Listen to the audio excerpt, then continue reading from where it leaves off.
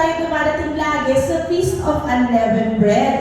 And today, we are exactly at the Feast of Unleavened Bread. So, napakasarap ng lagi kasi minsan pag ibang kumari, December mo pinag-usapan, hindi mo ramdam, hindi mo alam. Pero kapag eksakto, ang ganda, ang sarap sa pakiramdam. So, tama ang mga tagalina, tama ang lahat ng taga-Bride of Christ.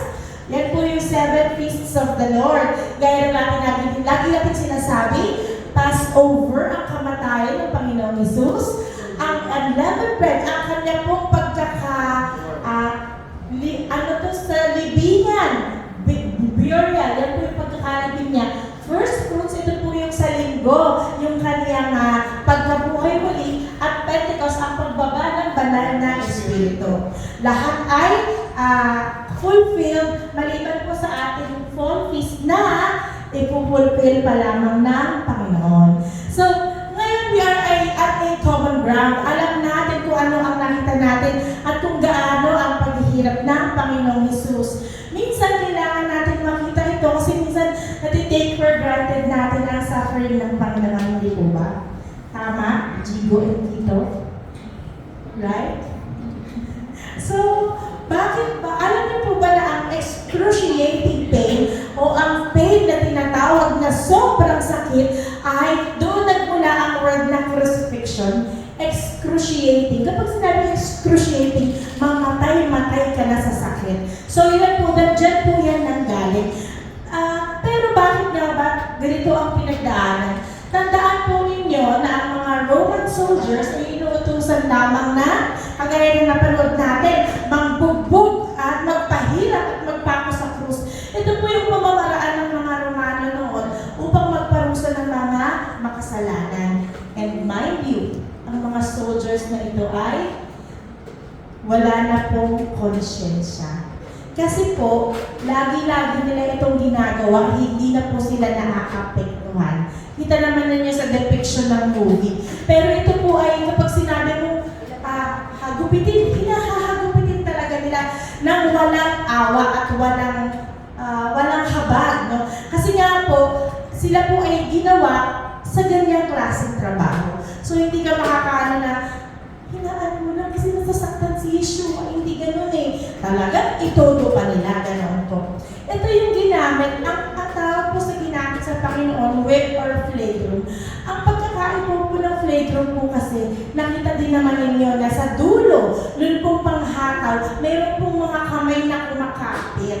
So pagkapit po ng kay Jesus, pagtagal po kasama ang laman. Kasama po ang tumatagos minsan kapag babango sa lips, umaabot po siya sa buto. Kaya nga sinabi sa Biblia, by His stripes, we are healed. Sa bawat hagupit at bawat pahirap sa Kanya, yan po ang ating kalakasan at kagalingan. Bakit masakit? Kasi na-try na ba po kayong mapako? Makatapak ng pako. Masakit din po ba? Masakit po siya. Ang contention po is hindi talaga siya ipinako dito. Kung hindi ipinako dito, technically, kapag inisip po po, kapag ito po kasi, medyo hindi po katibayan yung mga litid dyan at po pwede pong mapilas po yan. So, dito po matibay dahil merong solid na mga butong magkakaduktong dito. Kapag dito mo siya ipinako, makakahawak po talaga ng weight yan. Pero dito po, meron pong ugat. Oh, boys. Listen muna, mamaya na kayo mag-discuss. Meron pong nerve dito na tinatawag. So, yan pong nerve na yan, for sure, tinamaan yan sa Panginoong Hesus. Kaya po ang pain po, hindi lang po sa tusok ng pako. Yung ugat po na nananalaytay, patuloy po nagsasend ng signal yan para magkaroon siya ng pain. Ang sabi nga po ng sa sound, ang kaniyang buto ay nawala na sa sakit. Ang ibig sabihin, nakita din ninyo, di ba? Hinatak po, di ba? Hinatak yung kamay na para umabot doon sa pakuan. Ginanon po. Ang sabi kasi ng Panginoon, out of socket na daw po yung kaniyang mga buto. So, kanang kamay, kaliwang kamay, parehas na po nakapako, parehas nakakaramdam ng excruciating pain, non-stop. Nagsimula po ang pagpapako sa Panginoong Hesus ng alas 6 ng umaga. Alas 12 po nagkaroon ng eclipse, ng solar eclipse. At namatay po siya sa alas 3. So imagine niyo po kung gaano siya nakatagal, nakapako. So mahirap talaga. Hindi lamang po yun kasi pati paa, nakapako din. Meron pong nerve din na tinamaan dyan bukod sa pain, nerve na, damay-damay na to, no? So nakaganon po siya. Napakahirap. And, naranasan nila magkasipon. Kapag inuupo tayo, di po ba, may ramdam ka na, medyo hirap ako huminga kasi may sipon ako di ba? Ganon. So, ang Panginoong Hesus po, dahil po compromised ang kanyang, ang ribs po niya, dahil po, na siya para makahinga ka, kailangan mo ng ribs, kailangan mo ng yung kagalaw ka. Pero po siya, dahil nakabiting siya, pagod na po yung ribs niya sa pag-inhale at saka sa pag-exhale. Samahan mo pa ng tama ng flake puro latay, di po ba? So, mahirap. Tapos, naranasan nyo na rin po ba na yung mga ang tuhod, na ayaw na ng tuhod mo, nakakangawit po ang posisyon na yan. Kailangan i-push ng Panginoon yung kanyang tuhod para makahinga siya. Kasi kapag bumigay siya, hindi siya makaka-inhale exhale. So, kailangan niya ng tuhod para ganon. Pagod na ang tuhod niya. Mahina na ang tuhod niya. Nagpasa na siya ng krus. So, ang bawat hininga, mahirap. Ang bawat salita, pinaghirapan niya. Yan itong mga ibinitawan niya bago siya pumana, bago niya inialay ang kanyang buhay, hindi po madaling sabihin. Minsan nga wala lang tayong boses, hindi na tayo makapagsalita, ayaw natin. Siya po, buhay yung katumbas ng kada salita na binibitawan niya. Kailangan maintindihan natin na ganun kahirap ang mga pinagdaanan niya bago niya masabi ang 7 last words na ito. So, we will gain a deeper understanding and appreciation kung ano po ba talaga ang ginawa ni Yeshua para sa atin. Ako, pwede ba po bang palakpakan ng Panginoon na yung palakpak na naranasan sa Panginoon? Hallelujah. So, imagine, tapos kapag dinaanan mo yung mga sinabi niya, ang mga sinabi niya, hindi pa din po para sa kanya. Para po sa mga tao, para sa mga taong makasalanan. O, balikan nga po natin, ano po yung unang-unang last say ng Panginoon? Father, forgive them, for they do not know what they are doing. Kung babalikan natin sa Sermon on the Mount, ang sabi po ng Panginoon in Matthew chapter 5, 44-48, ngunit ito naman ang sinasabi ko, ibigin ninyo ang inyong mga kaaway at ipanalangin ninyo ang mga umuusig sa inyo. Alam niyo po, ang Panginoong Hesus po ay sinusubok ng mga pari doon na, o hindi ba anak ka ng Diyos, o hindi ba sibubuhin mo ang templo, o ba't hindi mo tulungan ang sarili mo? Ang ibig sabihin, lahat ng sinabi niya dati, ibabalik din sa Kanya. Kaya nga po, pinapatunayan lamang niya na totoo yung sinabi niya. Kasi kung sa pagpapasakit at pagpapahirap ng mga tao sa Kanya, maaaring pwede na siyang mag-persect po ba? Kasi nga, hindi dapat. So, naranasan na po ba ninyo yung mainit ang ulo ninyo kasi may nararamdaman kayo? Mainit ang ulo mo kasi may nararamdaman ka. Tapos bigla ka nakapagsalita ng masakit. Pero mga bata ka, lumayos ka dyan. Masakit ang ulo mo. So, parang gano'n yata. Pero, di ba, ang nararamdaman mo, mild lang. Ang nararanasan mo, kunwari na-offend ka sa isang kaibigan mo, di ba? Basta makakapagsalita ka na ng masakit. Pero si Jesus, He was in severe pain ng mga oras na yun. Na-imagine mo ba yung composure ng Panginoong Hesus na kahit hirap na hirap siya at maraming masakit sa Kanya at agaw buhay siya, hindi siya nagalit. Bagkus, ipinanalangin niya ang kanyang mga perpetrators at inihingi niya ng kapatawaran sa kanyang Ama. So, napakalaking pagkakaiba po sa ating mga tao. Po, sino ang kaya gumawa nagawa ng Panginoong Jesus? Meron po ba dito sa atin kayang gawin yan? Baka kahit ka sa, iba, sa mahal mo sa buhay, hindi mo kaya. Ano po? Sabi ng Panginoon, ng Jesus, Father, forgive them for they do not know what they do.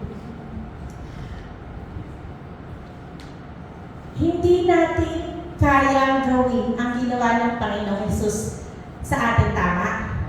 Pero ang hinihingi lamang ng Panginoong Jesus sa atin, maging mabait tayo at maunawain. Magpatawad sa isa't isa tulad ng pagpapatawad sa inyo ng Diyos dahil kay Kristo.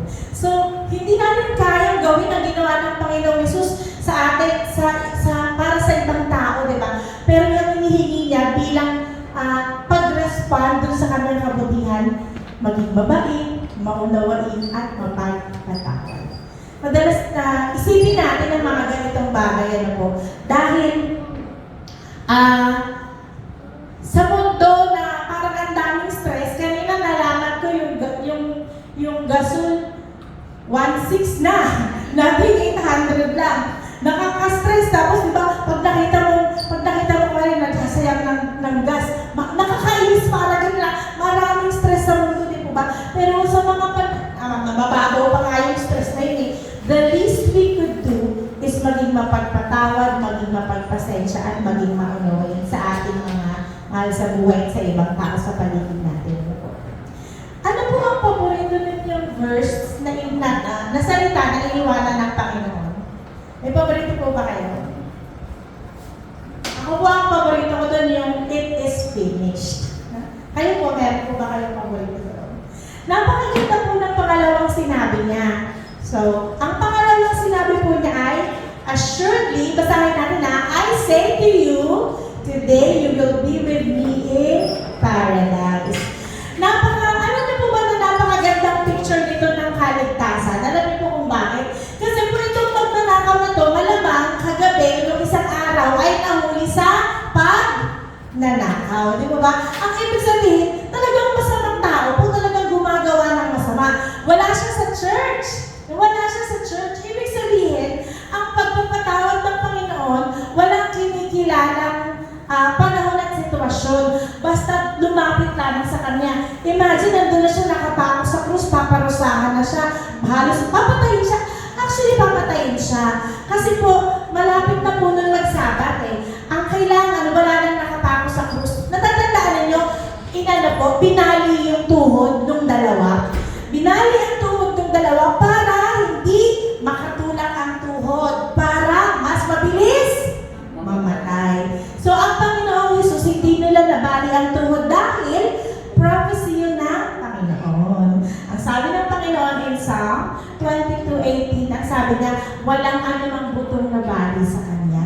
So, imagine po natin na talagang inilatag lang ng Panginoon ang Kanyang buhay. Kasi, kontrolado pa rin ng Panginoon ang nangyayari sa Kanya. Sinabi niya, ginamit si David para isulat na walang butong nabasag o nabali sa Panginoong Jesus.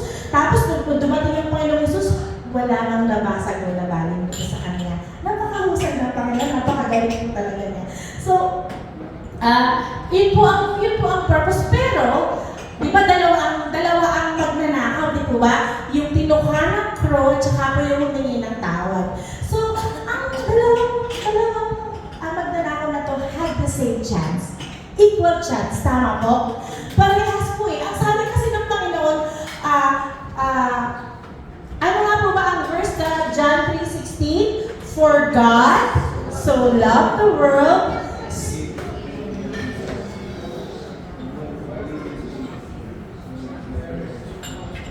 have everlasting life, very good. So, ang ibig sabihin, kahit sino man, walang pinipili, parehas silang nagkaroon ng chance.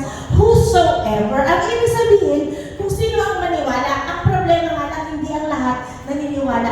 Nakita mo yung faith nung humingi ng tawad, yung magnanakaw na nagsisi, ang sabi niya, hindi nyo ba nakikita? Ipinapanalangin niya kayo. Nakita na yun eh. Yun yung nagbukas ng mata niya kung bakit niya, kasi sabi niya,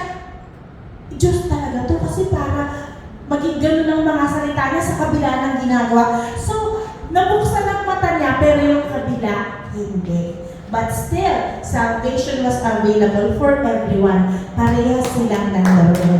Yan pa ang ibinibigay ng Panginoon sa atin for whosoever believes. Kaya nga po, so ito po, ito talaga yung kasabihin niya na wala siyang pwedeng ipagmalaki.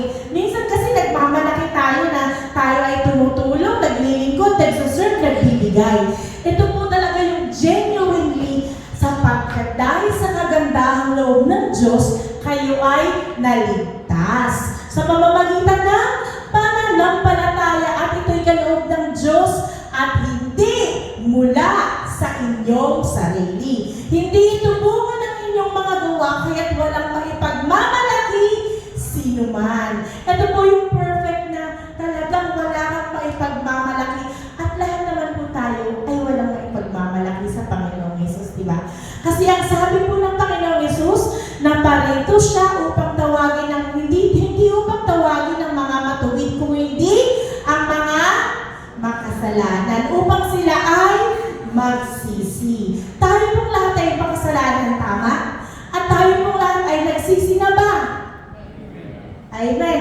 Pinagsisihan na natin ang lahat ng ating mga kasalanan. So, si Lord po ay nagpunta sa atin para iligtas tayo mga makasalanan. Napakarami po ng mga churchianity ngayon. Ang churchianity po, wala sa BCF nito, iba ang BCF eh. Lahat yan talagang solid talaga. No? Ang churchianity po, ito po yung parang feeling mo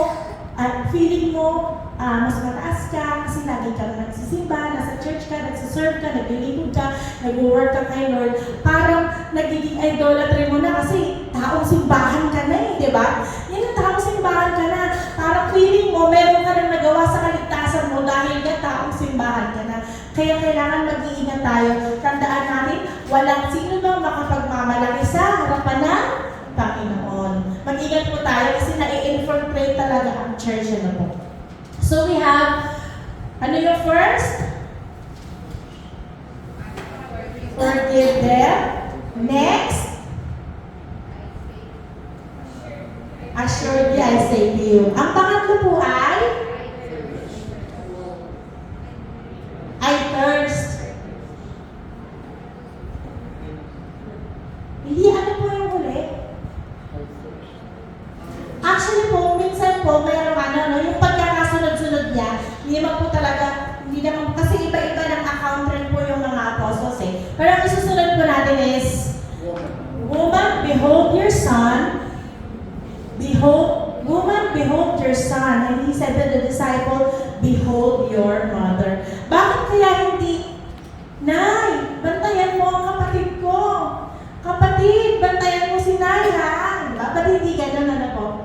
Diba, kagaya ng sabi natin, kada binibitawan ng salita ay mahalaga, pero kada binibitawan ng salita ay napakahirap. Pag sabing, behold, sabihin mo nga, behold. Ang lalim po ng hinga po, diba? Behold, mahirap pong sabihin yun. Kaya po, ibig sabihin, mahalaga siya. Hindi po ito ang unang pagkakataon kung kailan tinawag ng Panginoong Hesus na woman si Mary, na dapat ay mother, no? Mother. Ito po, sinabi din niya, no? Natin sa wedding at Canaan. John 2:4, Jesus said to her, woman, what does your concern have to do with me? My hour has not yet come. So tinawag din niya, babae. Ano ang kinalaman ko dito? Hindi pa dumarating ang aking oras. So ito pong pagkakataon na to, kinausap ng Panginoon ng kanyang nanay, hindi bilang anak, hindi bilang Messiah, bilang Savior, with that authority. Woman, my time has not yet come. At bago po siya umalis, it is just the same authority that He used, na pinaginamit niya po niya yung pagka-Diyos niya. He had the compassion as a God, as a deity, bilang Diyos. Woman, behold your son. Alagaan mo, ingatan mo ang anak mo. Son, behold your mother. He was not just speaking as a family member, kasi magkakapamilya sila eh. He was speaking as God Himself. Diba? Remember, Jesus is 100% man and He is 100% God. He is man, God at the same time. Kaya po, kahit na sabihin mong Diyos siya, nakakaramdam siya ng sakit. Kahit sabihin mong tao siya, hindi siya nagkakasala dahil siya ay banal. So, magkalaki po talaga ang authority at ang personality na yan sa Kanya. God, man at the same time. So, yan po yung authority na iniwan ng Panginoon sa Kanyang mga kapamilya. It goes to show na napakahalaga sa Panginoon ng mga pamilya. Napakahalaga po sa Kanya yan. Kaya nga po, ibinilin niya ang Kanyang ina sa Kanyang kapatid at ang Kanyang kapatid sa Kanyang ina. So, nasa ano pang ilan na po tayo? 4. Pangatlo. Pang-apat is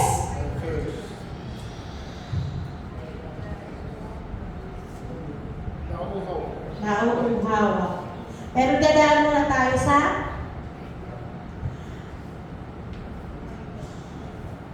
Matthew 27:46. So ito the ninth hour. So tingnan mo, the ninth hour, Jesus cried out with a loud voice. Diba? Alas 6, nagsimula. Alas 12, nagkaroon ng eclipse. Alas 3, doon mo niya ibinigay ang kanyang spirit. Doon po siya namatay. Ang sabi po niya, with a loud voice, basahin nga po natin, saying,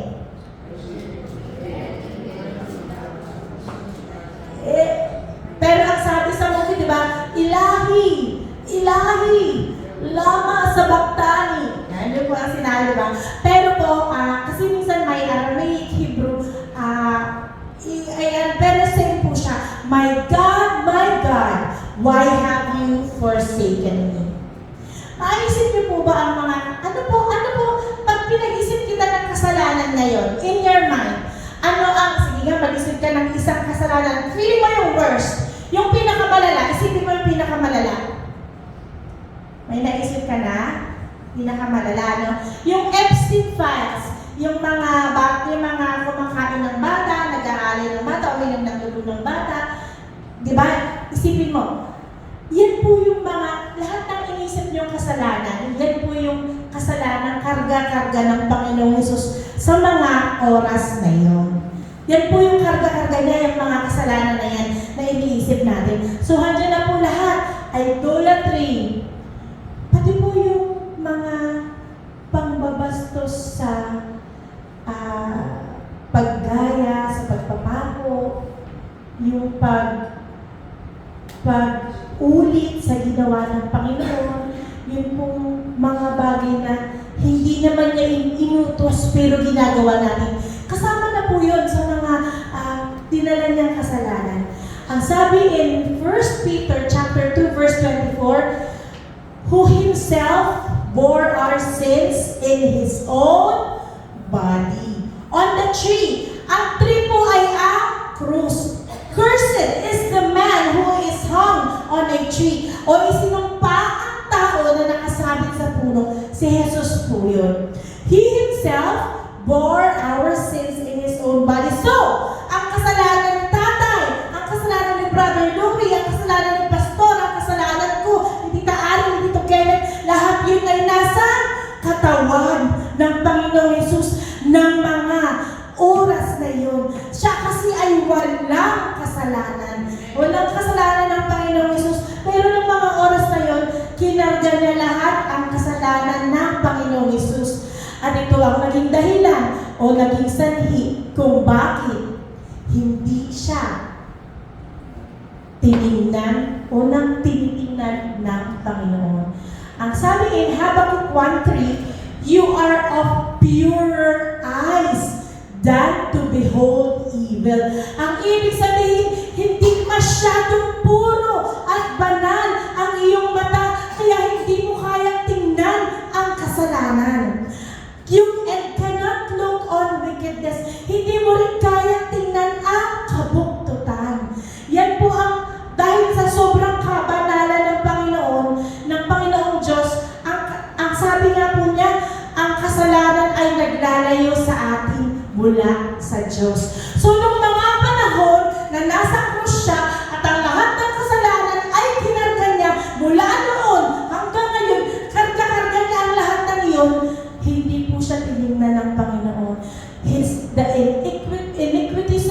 world has separated him from God in that moment. Ang sabi ng Panginoon in Isaiah 5,